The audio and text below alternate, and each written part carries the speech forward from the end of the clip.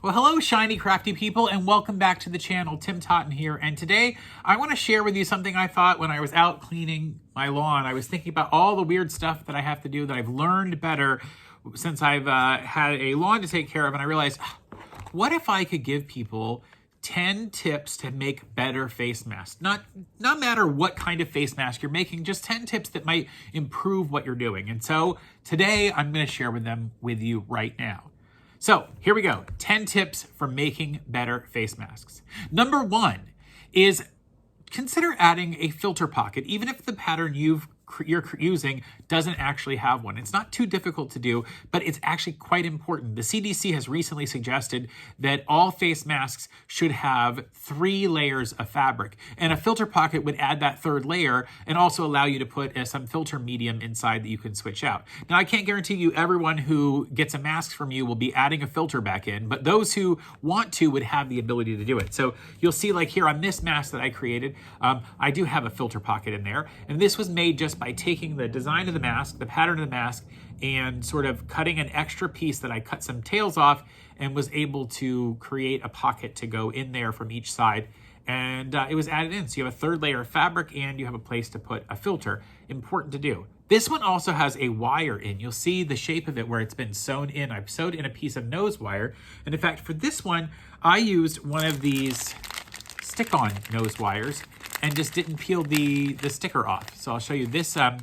So this is tip number 2, using a nose wire. Now this one came with some elastic that I bought, but you could also use my favorite, which is this soft, flexible wire from the Dollar Tree. Now I use this quite a lot, and I'll show you one of the tips that I do. Now you'll notice that if you were to cut this, I'll cut a small amount here, and you were to, if it worked down long enough, you might get the wire sticking out of the end of that. The wire might come sticking out. And so what I occasionally do is bend it back far enough that the wire sticks out, and then I'll cut that wire off and then pull it back, or I can stretch the fabric on the outside around a little bit more that it'll cover it. That's one way to do it. You could also melt this with a little bit of heat if you wanted to. Just don't do it where you're going to touch it and burn with your fingers. But adding in a nose wire is important. The last couple that I've made have all had nose wires added into them. You'll see here where the nose wire is in the shape of that. But you can also do what I've done here. This is a standard 3D mask, and I just added the nose wire on the outside, one of those stick-on nose wires. Not a problem. Easy to do. You can add that in if what you have doesn't quite work. Now, number 3 is, what are you going to use for a template? Now, sometimes you download a template from the internet and print it out, and it's just on paper. And if you were to cut this out, it would take, after a while, it would get real worn out. Well, one of the things to do is get yourself some freezer paper. Trace the freezer paper and over top of it, and then use your iron to adhere that freezer paper. You just sort of put the iron on top and get that plastic on the back of the freezer paper just to get melty enough that it holds to the fabric. It sort of just lightly clings to it, and then you can cut it out. Of course, if you really love a particular pattern, you could find somebody, you could make it out of cardboard or something else, or you could do what my company does, Artisan Laser Guild. We make acrylic things out of acrylic plastic. This is a 2 size of our vertical pleat template, or this is our 3D mask template, or this is a custom one we made for somebody. This one doesn't really cut with a rotary cutter, but then you could use these to cut with a rotary cutter or trace around them. So if it's a template you're going to use a lot of, find a laser company in your area that can easily cut this for you out of acrylic, or somebody running a CNC machine.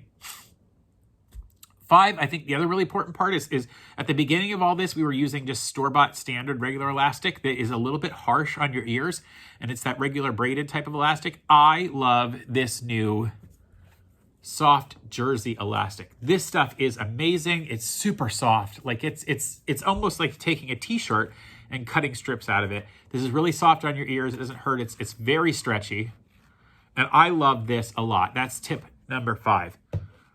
Tip number 6, of course, is to add toggles to it.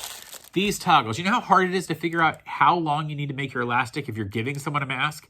Well, instead of saying, well, I hope they only need a 7-inch piece of elastic, cut it 8 or 9 inches, add a toggle to it, and then they can make it as long as they want. See, this is on a store-bought mask, And then look, it's got toggles added to it so you can adjust the size. It makes a lot of sense. In fact, I added it. This is the most recent one I made. And the elastic goes around the back of your head at your neck area. And it's got a toggle added on there. Real easy to do. Ooh, gotta get to focus on the toggle. Ooh, I don't know if it's gonna do that. And super easy. These are really cheap. I've been using these forever, and they were like 100 or 200 in this bag. I don't know. Yeah, 200 pieces for I don't know how much. It was really cheap. Number 7, I cannot stress this enough. When you're making any of these things, you want everything to lay flat, you need an iron, okay? You absolutely need an iron. Preferably one with lots of steam, because you need to iron your materials. You'll be amazed how you can step your sewing up by adding an iron. It's a huge deal. You are literally going to be pressing your seams open or to a certain direction. You're giving the fabric, you're sort of treating the fabric and getting your seams to lay properly. An iron is a must. You should have one, and I prefer one that makes a boatload of steam. Sort of a play on steamboats, you know? All right. Number 8 is about sizing. Now look, this is the extra large size. And this is the medium size. Well, what if you need, and there's a large too, obviously, but what if you're putting together a mask and you realize that you need the size that's in between the two of those? How do you do it? Well, this one calls for a 1/4 inch seam allowance, right?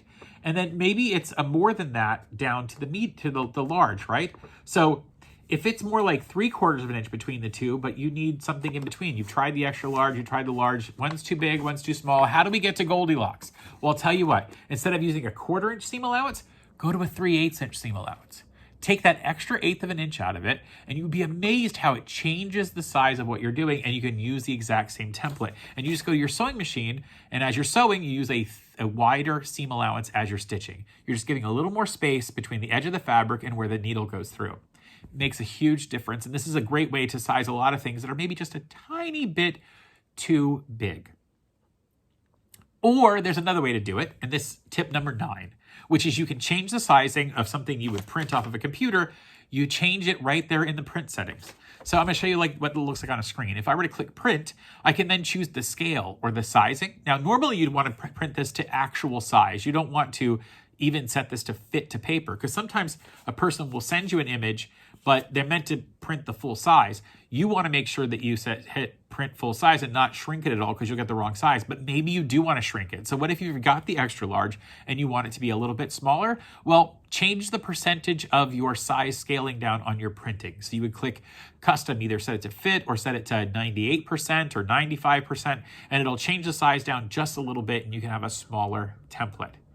And finally, the last thing that I think you should do if you want to make the perfect mask and you want to make it better, let's say you want to make the mask, but the best mask you've ever found is at a store and you really love it. Well, hey, there's nothing wrong with you taking apart a store-bought mask, using the template that you can create from that, and then building your own back. I say, hey, go to that store, find that one that's in a plain color, but you want to have it in a bunch of different fabrics, cut it apart, see what the size of it's really would be. It fits your face really well. You like the construction. Take it apart, create your own pattern, and hey, go make all of them yourself the way you want them to be. All right, well, that is the 10 tips that I have for you to make better face masks. I think we're going to be wearing them for a little while longer. I'm recording this in January of 2020, and reality is we probably need them for a little while longer. So until next time, enjoy making better face masks. Like, subscribe, join this channel, and stay crafty. Bye for now. Oh, I'm a little congested. I think I need some of that steam. Oh.